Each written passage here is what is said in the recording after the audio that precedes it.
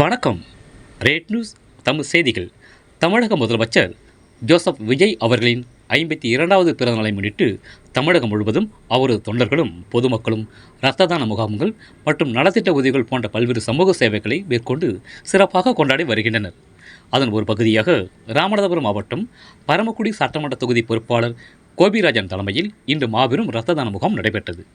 இம்முகாமில் 200க்கும் மேற்பட்டோர் கலந்து கொண்டு இரத்தத்தை தானமாக வழங்கினர். இரத்த தானம் வழங்கியவர்களை சட்டமன்ற தொகுதி பொறுப்பாளர் கோபிராஜன் பாராட்டு சான்றிதழ் வழங்கினார். தொடர்ந்து நலிந்தவர்களுக்கு நலத்திட்ட உதவிகள் வழங்குதல், கண் சிகிச்சை முகாம், மரக்கன்றுகள் நடும் விழா, மாணவ மாணவிகளுக்கு இலவச நோட்டு புத்தகங்கள் வழங்கும் விழா, பரமக்குடி சட்டமன்ற தொகுதி முழுவதும் அன்னதானம் வழங்குதல் உள்ளிட்ட ஏற்பாடுகளை சிறப்பாக செய்துள்ளனர். விழாவில் தமிழக வெற்றிக் கழகம் நிர்வாகிகள் பலர் கலந்து கொண்டனர்.